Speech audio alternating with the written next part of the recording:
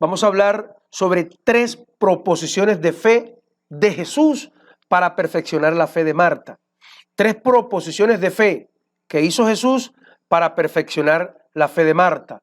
Abreviado, los 3 crees de Jesús para bendecir a Marta.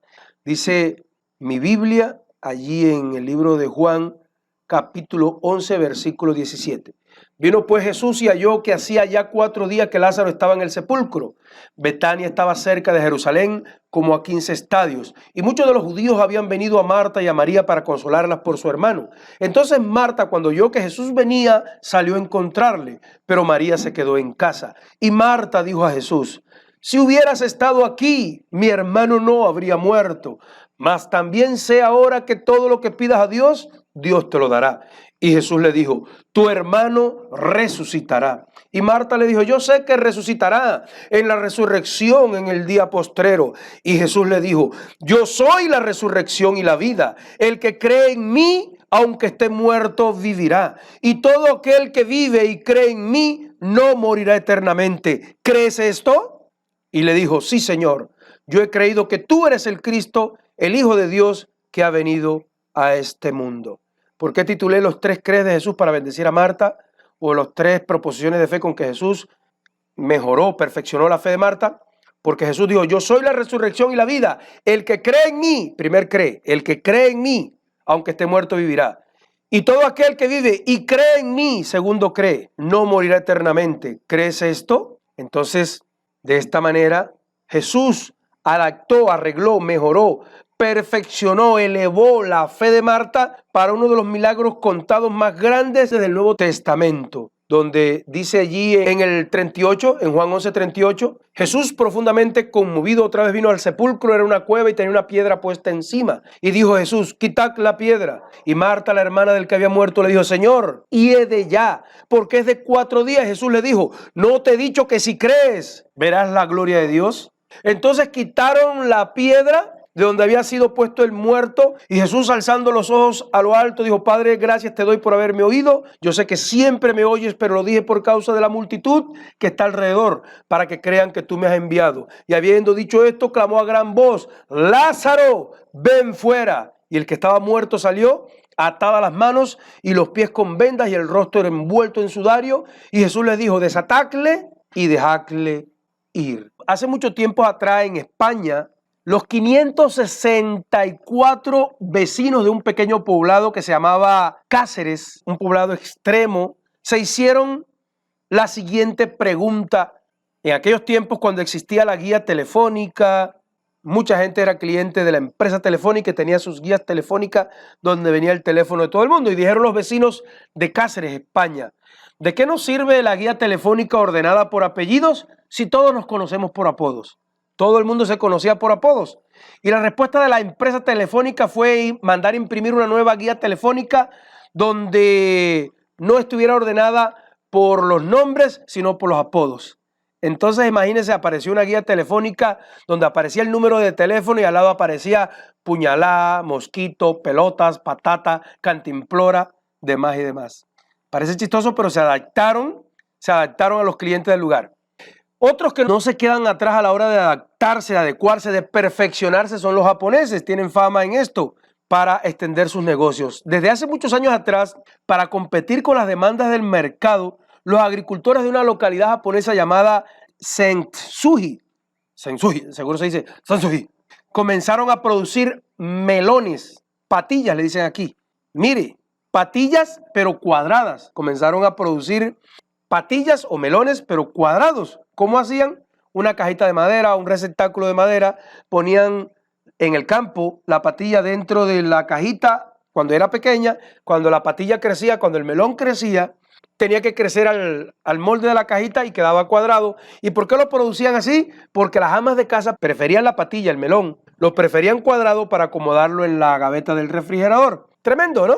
Tremendo. Y si la gente así, si la gente del mundo se perfecciona para vencer obstáculos, en este caso del comercio, que solo deja un beneficio terrenal, ¿por qué nosotros No permitimos que Dios nos perfeccione, nos mejore para crecer en nuestra fe, para perfeccionar nuestra fe. Cada reto, cada problema, cada dificultad que se nos presente en la vida, cada problema familiar, cada problema personal, no lo veas como una angustia. Míralo como un reto de fe donde Dios quiere perfeccionar, mejorar, hacer crecer tu fe para que veas grandes milagros, grandes proezas de Dios en tu vida. ¿Por qué digo ellos son creativos para el comercio? Y bueno, tiene su valor terrenal, porque aunque el impío logre victorias y logre millones, solo va a tener un beneficio, como dije, terrenal. Pero si nosotros permitimos a Dios que perfeccione y haga crecer nuestra fe, nosotros vamos a ser poderosos porque tenemos en nuestra vida y para toda la eternidad a un Dios creativo que nos perfecciona, que nos levanta, que nos hace salir de los obstáculos. Tenemos al Rey de Reyes y Señor de Señores. Porque el incrédulo va a tener victorias en este mundo, pero terrenales. Siempre va a terminar en derrota porque todo lo que gane lo va a tener que dejar en este mundo. Pero nosotros los creyentes, aunque tengamos batallas temporales, somos vencedores porque tenemos de nuestro lado a quien ganó para nosotros. Tenemos de nuestro lado a quien nos va a perfeccionar la fe para tenernos junto a Él todo en eternidad, el Cristo de la gloria. Creo que el mayor interés de Dios para nosotros es que ganemos la eternidad con Él, que estemos con Él eternamente. Pero también creo que en su gracia Dios quiere ayudarnos en nuestras necesidades terrenales. Pero ¿cuál es el sentido por el cual Dios quiere ayudarnos en nuestras necesidades terrenales? ¿Cuál es el motivo por el cual vamos a tener retos, problemas de fe, problemas personales, retos, situaciones que se nos presentan, necesidades terrenales en las cuales Dios nos quiere ayudar? Porque algunas personas ponen como el objetivo, como el fin, estos problemas, resolver estos problemas, estas dificultades familiares, de economía, de salud. Hay personas que lo ponen como el objetivo principal, pero Dios, que nos quiere ayudar en esos retos, en esos problemas personales, lo que quiere al fin y al cabo es que crezcamos en fe con cada problema, con cada necesidad, con cada dificultad que tengamos en la vida. Deberíamos verlo como retos de fe donde nos preparamos para depender, para descansar, para confiar cada vez más en Él, cada vez más en Dios, a fin de que se perfeccione la fe, se perfeccione nuestra fe en su gracia y disfrutemos de una vida espiritual poderosa en esta tierra y de una eternidad junto al Rey de Reyes y Señor de Señores. ¿Ve qué diferente suena comparado con el Evangelio de la prosperidad? En muchos retos de fe que se nos presentan en la vida, reaccionamos con una fe tan deficiente, reaccionamos con una fe tan flojita, tan poquita, tan disminuida. No te dejes apocar por Satanás, no te dejes debilitar por Satanás y debilitar tu gozo, porque cada reto de fe que Dios permite, que se nos presente en la vida, es para mostrarnos que esa fe disminuida, apocada, débil, va a ser fortalecida por Él. Nosotros mostramos esta fe tan débil con cada forma en que actuamos, cómo reaccionamos, deprimidos, tristes, cada vez que viene una prueba y no tenemos la fe correcta para vencerla. Entonces el Señor Jesús perfeccionó la fe de Marta para poderla ayudar en su prueba de fe. Marta tenía un problema bien grande. Cualquier persona no tiene un problema tan grande como Marta tenía en ese momento. Su hermano querido, hay hermanos que no los queremos tantos, pero ese era un hermano querido de Marta. Era un familiar muy querido y Marta tenía un problema más difícil que cualquiera. Su hermano había muerto. Él había muerto. Y entonces Jesús perfeccionó, mejoró, hizo crecer, elevó, arregló la fe de Marta para poderla ayudar en su prueba de fe. Marta no tenía una fe perfecta, correcta, buena, elevada, mejorada para vencer esa prueba de fe, pero Jesús le perfeccionó la fe. Ella, al ver morir a su hermano, mostró al principio que su fe era incompleta. Pero cuando el Señor Jesús trató con Marta y ella creció en fe, ella pudo ver uno de los milagros más grandes del Nuevo Testamento en su vida y en su propia familia. De tal manera que hoy, 2000 años aproximadamente después de eso, todavía podemos leer la historia de la fe tan grande que llegó a tener Marta para ver cómo Dios, cómo Jesús pudo hacer un milagro en su vida.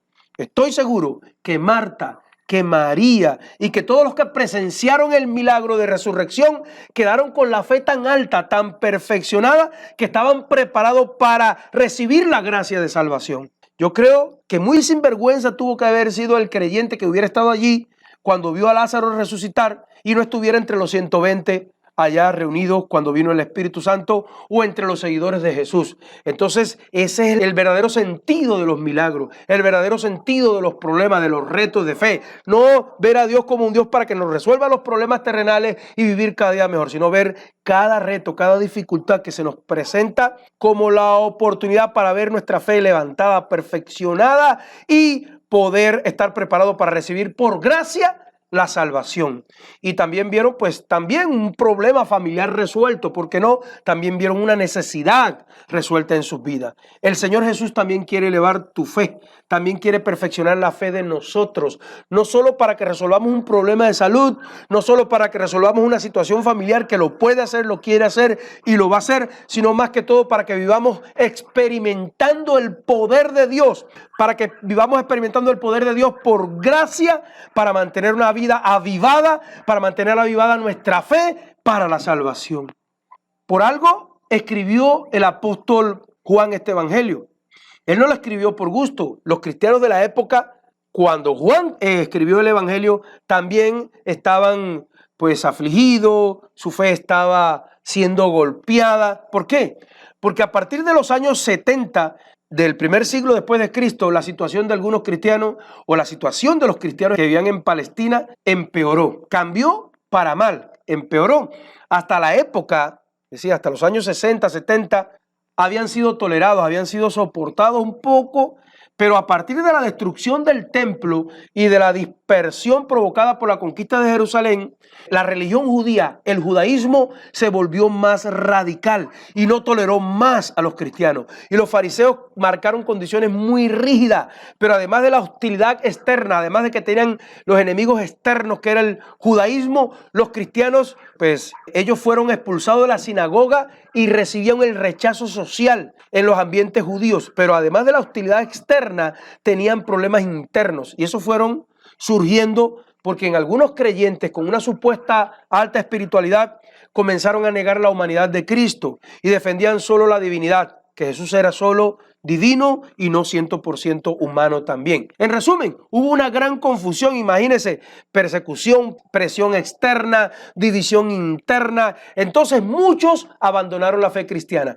otros tenían la fe debilitada y el objetivo de Juan fue darles ánimo con este evangelio y este pasaje, especialmente este pasaje, Juan les quería dar ánimo. Juan le escribió este evangelio. El objetivo de Juan fue darles ánimo para ayudarles a superar el miedo, para que pudieran dar testimonio con valentía acerca de la verdad que salva. Y también les enseñaba a ver la encarnación y muerte de Jesús como un signo de la gloria de Dios y de la manifestación del amor de Dios por los hombres. Entonces, según antiguas fuentes de Asia, los ancianos de Asia le pidieron a Juan, al apóstol Juan, que escribiera su evangelio para contrarrestar y refutar la peligrosa herejía concerniente a la naturaleza de la persona y deidad de Jesucristo. Entonces este evangelio es especialmente dirigido a despertar la fe, a despertar la valentía, a despertar la fe en Jesús como Cristo, como Mashiach, como Hijo de Dios. Entonces Jesús, por medio de estas tres proposiciones de fe, consiguió que Marta alcanzara una fe idónea, una fe adecuada para conseguir un gran milagro. Ella pasó por medio de estos tres crees y cuando comenzó tenía una fe débil, insuficiente, y cuando escuchó y entendió el último cree de Jesús, entonces ella tenía una fe poderosa que la llevó a ver uno de los más grandes milagros del Nuevo Testamento, la resurrección de un hombre después de 4 días de muerto. Jesús, por medio de estos tres crees, consiguió que Marta alcanzara una fe idónea, adecuada para conseguir un milagro. Dice el pasaje allí, el pasaje que ya leímos: vino pues Jesús y halló que hacía ya 4 días que Lázaro estaba en el sepulcro. Entonces Marta, cuando oyó que Jesús venía, salió para encontrarle, pero María se quedó en casa. Y Marta dijo a Jesús: Señor, si hubieras estado aquí, mi hermano no habría muerto. Mas también sé ahora que todo lo que pidas a Dios, Dios te lo dará. Y Jesús le dijo: tu hermano resucitará. Y mire la fe de Marta, débil. Marta le dijo: yo sé que resucitará en la resurrección en el día postrero. Y le dijo Jesús: yo soy la resurrección y la vida. El que cree en mí, aunque esté muerto, vivirá. Y todo aquel que vive y cree en mí, no morirá eternamente. ¿Crees esto? Marta le dijo a Jesús, si hubieras estado aquí, mi hermano no habría muerto. Marta con estas palabras demostraba una fe torcida o inapropiada. ¿Por qué? Si hubieras estado aquí, en mi opinión, cuando Marta le dijo, si hubieras estado aquí, estaba dando a entender por lo menos dos razonamientos. El primero, Jesús desde lejos no podía sanar. Si hubieras estado aquí, mi hermano no habría muerto. ¿Sí? Desde lejos no podía sanar a Lázaro. Jesús tenía que estar aquí, ahí, en ese lugar para sanar a Lázaro. O que después de muerto no lo podía resucitar.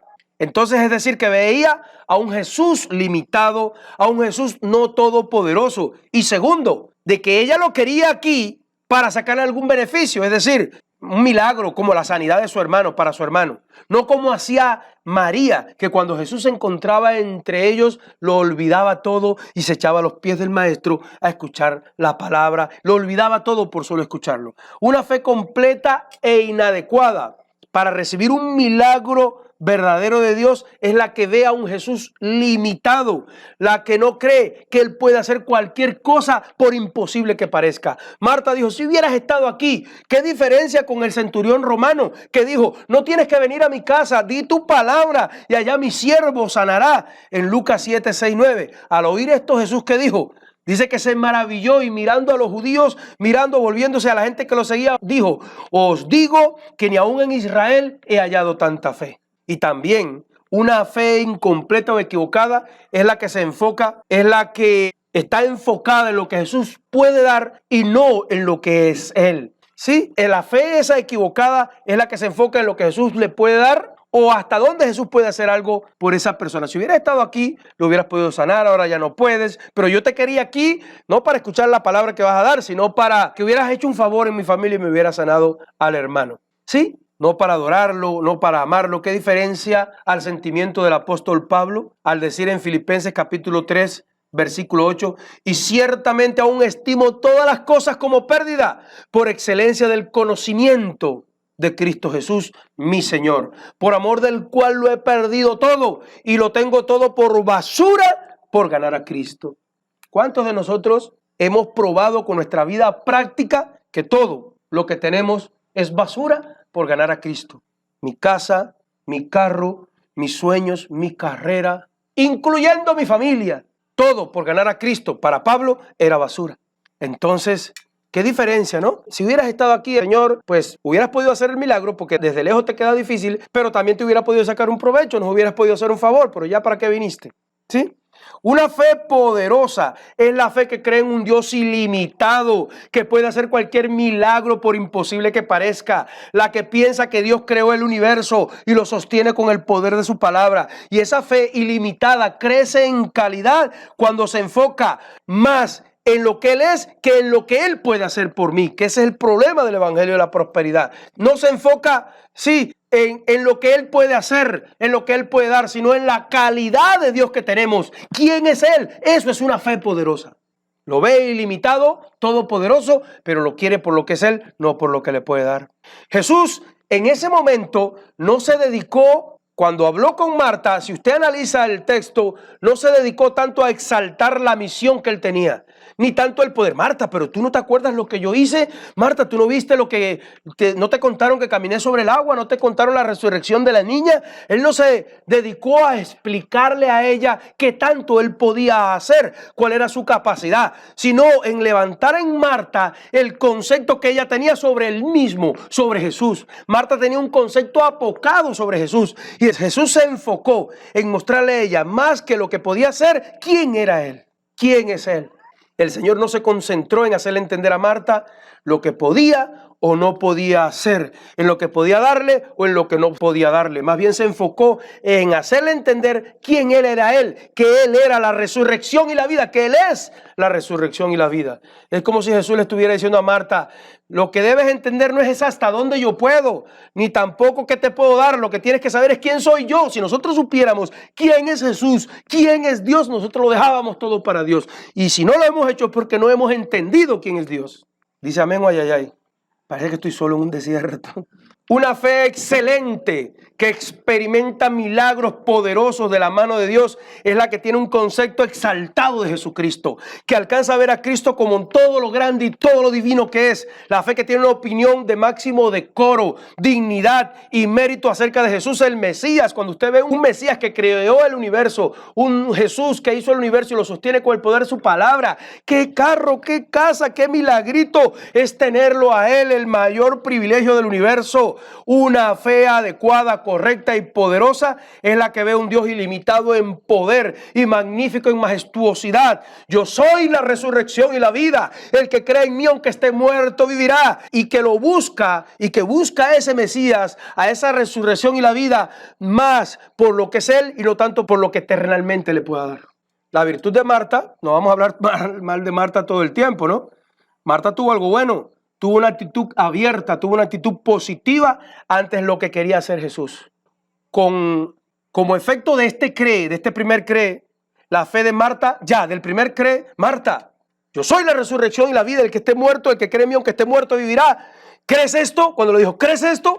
La fe de ella se le disparó, creció significativamente, fue mejorada y como consecuencia pasó de una mujer con una fe débil y desenfocada a decir, sí, Señor, yo sé que Él resucitará, pero en los días postreros. Creció la fe, pero todavía estaba inadecuada. Con una fe, con un criterio grande en Jesús, al final respondió, tú eres el Cristo, el Hijo del Dios viviente. Ella dijo al final de este mismo pasaje, sí, yo sé que tú eres el Cristo, el Hijo del Dios viviente. ¿Recuerdan a alguien más que dijo esa misma frase?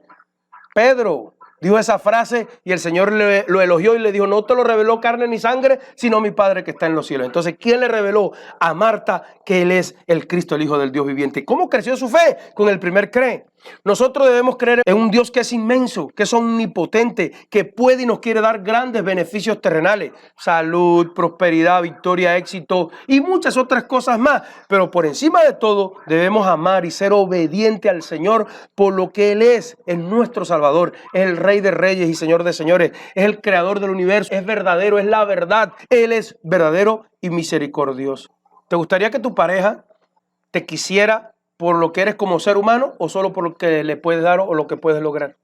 ¿Que solo te quiera por lo que le puedes dar o lo que puedes lograr para ella o para él?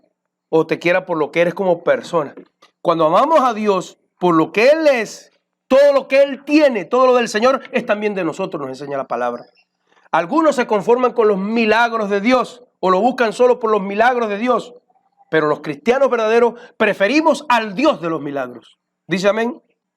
Todo movimiento político, todo movimiento religioso tiene líderes y seguidores. Y todos andan buscando algo para sí, se buscan mutuamente para sacar uno del otro algo, por eso el que busca en la política, el que busca en la religión, están buscándose líderes y seguidores para sacar de ellos mutuamente algo. Desde los que están sumergidos en el ocultismo hasta los que están en la política se buscan para algo, los seguidores, los líderes, algo terrenalmente hablando. Buscan a sus líderes políticos o religiosos para que le hagan un favor político, para que les hagan un favor terrenal. Y esos líderes buscan a sus seguidores para tener poder, mientras más seguidores, más famosos, más fama, más poder, más cargo, más autoridad. Todos buscan obtener algún beneficio de sus guías o de sus seguidores. Pero los cristianos verdaderos buscamos a Jesucristo, el Rey de Reyes, Señor de Señores, porque lo amamos, porque Él nos amó desde la fundación del mundo y dio su vida por nosotros. Amén. Pero bueno, sí debemos mantener una actitud abierta ante lo que quiere hacer Jesús en nosotros y dejarlo que cree en nosotros un concepto más exaltado de lo que es Él. Si nosotros tuviéramos el verdadero concepto de quién es Él, nosotros lo dejamos todo por Él. Si nosotros supiéramos de quién estamos hablando, si nosotros tuviéramos en la conciencia la claridad de que Él creó el universo y lo sostiene todavía, está funcionando el universo por el poder de su palabra, nosotros realmente todo sería, como dice el apóstol Pablo, basura comparado con nuestro Jesús. Marta, yo soy la resurrección y la vida, le dijo Jesús. El que cree en mí, aunque esté muerto, vivirá. Y todo aquel que vive y cree en mí, no morirá eternamente. Ahí van los dos primeros cree. Yo soy la resurrección y la vida, y el que cree en mí, aunque esté muerto, vivirá. y todo aquel que vive y cree en mí no morirá eternamente. Mire, este pasaje tiene algo curioso. Dice, el que cree en mí, aunque esté muerto, vivirá. Ahí, ¿qué le pasó al Señor Jesús? ¿Qué estaba diciendo? ¿Cómo un muerto puede creer? Aunque esté muerto, el que cree en mí, primero tiene que creer para que viva. Es decir, está muerto, cree en él, así muerto como está, y entonces va a llegar a vivir. ¿Qué estaba diciendo Jesús? No estaba entendiendo lo que estaba diciendo. Y después todo aquel que vive y cree en mí no morirá eternamente. Los muertos que creen en él. ¿Cómo un muerto puede creer? El hombre, antes de caer en pecado en el huerto del Edén, comenzó a morir físicamente tal como Dios lo había dicho. No comáis para que no muráis. Pero también murió espiritualmente al quedar separado de Dios. Los muertos espirituales no pueden percibir las cosas espirituales y deciden hacer las cosas con sus fuerzas humanas, pero siempre en lo malo. Vayan mejorando su concepto de libre albedrío. Nosotros hemos oído por muchos años que existe el libre albedrío. Hay otro grupo de personas que vienen a decir ahora que el libre albedrío no existe, pero si lo quiere mejorar y perfeccionar, puede entender que el ser humano tiene el libre albedrío de entre lo malo. Es decir, el ser humano que no tiene a Dios, entre todo lo malo, puede escoger lo menos malo o más malo, pero siempre va a andar en la maldad. Entonces el ser humano murió espiritualmente y no puede percibir las cosas espirituales y decide hacer las cosas por sus fuerzas humanas, pero siempre en el terreno de lo malo. El ser humano que no tiene a Dios no puede, no quiere y no sabe hacer lo bueno. A eso se le llama en las doctrinas esenciales depravación total. Mire lo que dice Romanos 3:23. Por cuanto todos pecaron y están destituidos de la gloria de Dios. Entonces Lázaro simboliza al hombre muerto en pecado, incrédulo, pecador que no puede hacer nada por sí mismo. Imagínense Lázaro en la tumba, 4 días de muertos, sin Jesús, ¿cómo se hubiera podido llamar a la vida? Ahí hubiera quedado, ahí estuviera, nunca hubiera salido de allá. Él no podía hacer nada por sí mismo y simboliza al hombre incrédulo, pecador, que no puede hacer en términos de salvación nada por sí mismo y en términos espirituales no puede hacer nada por sí mismo. Entonces, imagínense, si los muertos pueden creer, en este caso espirituales, y Jesús los hace vivir, los vivos que creen, ¿quiénes son entonces? Mire cómo Jesús les dice, se lo voy a leer de nuevo. El que cree en mí, aunque esté muerto, vivirá. Y todo aquel que vive, ya ese resucitó, está vivo. Pero ¿qué tiene que hacer el que está vivo? Y cree en mí, ese cree en mí debe ser un mantenerse creyendo. No morirá eternamente. Entonces, el que está muerto puede creer por el poder de Dios, por la gracia de Dios y ser llamado a la vida. Pero después que está vivo tiene que hacer algo. Tiene que seguir creyendo porque puede morir eternamente. Dice aquí que si sigue creyendo, no morirá eternamente.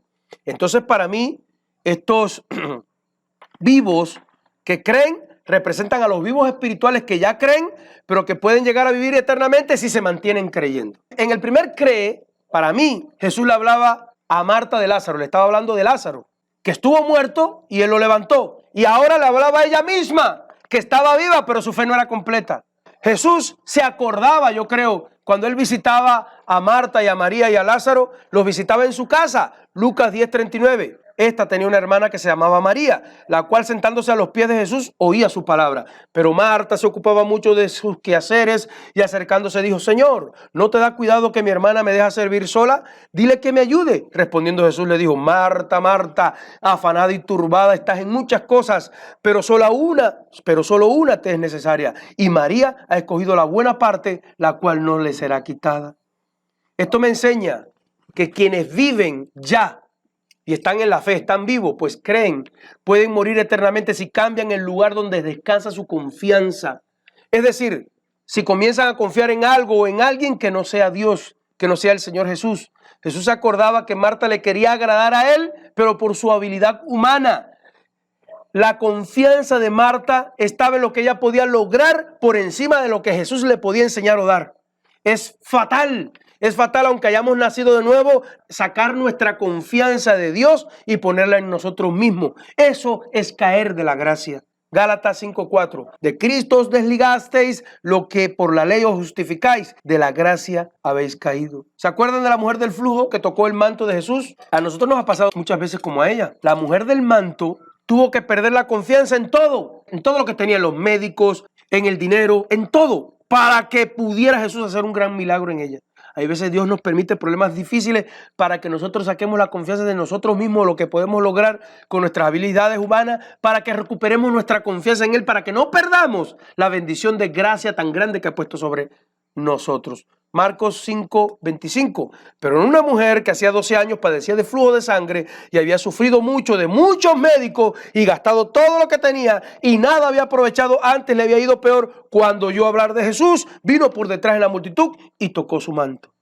Una fe de baja calidad es aquella que, aunque cree, tiene enfocada su confianza en su habilidad, en su activismo, en sus títulos, en sus cargos, en sus bienes materiales, en su dinero, en sus cualidades o sus propiedades humanas, que en sí mismas no son malas. No estamos hablando de que esas cosas sean malas, que ir al médico, que atenderse, eso no es malo. Sí, eso no es malo, sino que sin Dios no valen nada para nosotros el creyente. Mientras algunos confían en el ocultismo, en la ciencia, en la filosofía, en el poder del dinero, en el poder religioso, nosotros los cristianos debemos seguir creyendo y confiando en el Padre, en el Hijo y en el Espíritu Santo de Dios. Nosotros podemos ir al médico, podemos tener dinero, podemos tener casa, podemos ser inteligentes, pero debemos cuidarnos de que nuestra confianza se salga de Dios para ponerlas en nosotros mismos. Y Jesús termina diciéndole: Marta, ¿crees esto? Le voy a repetir la lectura completa, le voy a repetir, no del pasaje completo, sino de este pedacito. Jesús le dijo a Marta: yo soy la resurrección y la vida. El que cree en mí, aunque esté muerto, vivirá. Primero cree. Y todo aquel que vive y cree en mí, no morirá eternamente. Pero no la deja ahí. Después que ya elevó su fe y la tiene preparada para grandes milagros, para grandes cosas, le dice: Marta, ¿crees esto? No la dejó mirar hacia los lados. Marta, ¿crees esto? Ya Marta había elevado su fe a un nivel poderoso al responder: sí, Señor, yo he creído que tú eres el Cristo, el Hijo de Dios que ha venido a este mundo. Pero siempre que nosotros le digamos a Dios que creemos, Él va a comprobar en la práctica si es verdad que creímos. Nos da una palabra, nosotros la entendimos, algunos dijimos amén, pero Dios, apenas salgamos de acá, nos va a probar en la práctica si es verdad que creímos o no es verdad, o es verdad que no creímos. Marta, yo soy la resurrección y la vida. El que esté muerto y cree en mí vivirá. El que viva y cree en mí no morirá eternamente. ¿Crees esto? Sí, Señor. Rambo, saca la bazuca y va la chiva en la chava. Raja la rama seca, usa la manga corta. Sí, Señor, tú eres el Cristo, el Hijo del Dios viviente. Ah, sí, ¿verdad? ¿Tú crees que yo soy el Cristo? ¿Tú crees que yo soy todo poderoso? Sí, ¿tú crees todo eso? Quita la piedra. Señor, y es de ya. Es decir, usted y yo vamos a decir que creemos. Y allá se nos van a presentar las pruebas prácticas. Dios nos las va a presentar para ver si es verdad que nosotros creímos. Pues no sabemos si Marta había creído solo en apariencias. Yo creo que sí, porque dijo: yo creo que tú eres el Cristo, el Hijo de Dios. Dijo lo mismo que Pedro. Pero cuando Jesús le dijo: quita la piedra, y es de ya, Señor, lleva 4 días de muertos. No le había dicho: yo creo que tú eres el poder, la resurrección y la vida. Yo creo que tú eres el Hijo de Dios que iba a venir a este mundo. Yo creo que tú eres todo lo que dice la Escritura, el Mesías, el todopoderoso Hijo de Dios. Entonces, cuando Jesús le dice: quita la piedra, vamos a ver en la práctica si creíste. Y es de ya, Señor. Y es de ya. La realidad es que no había creído a un nivel tan alto para probarlo en la práctica. Ya tenía la teoría, pero no tenía la fe en la práctica. Al decir y es de ya, es la prueba de su fe parcial y de su incredulidad. Ya entendía, comprendía, pero al llevarlo a la práctica, ahí tenía su fallo. Como dice Santiago, la fe sin obra es muerta. No había acabado de decir que reconocía que era el Cristo.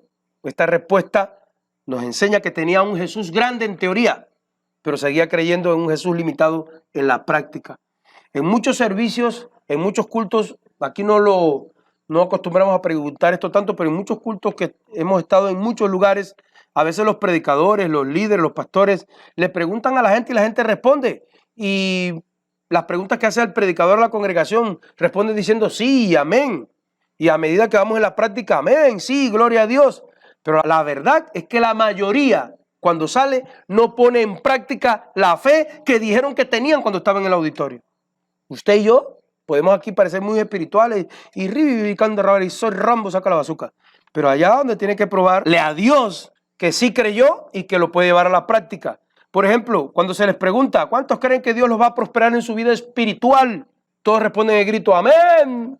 De la misma manera, Responden cuando se les pregunta cuántos creen que Dios los va a usar, cuántos creen que Dios los va a sanar o les va a dar un poder para sanar a los enfermos, cuántos creen que Dios les va a dar éxito en las batallas contra el mundo, en las batallas de la vida.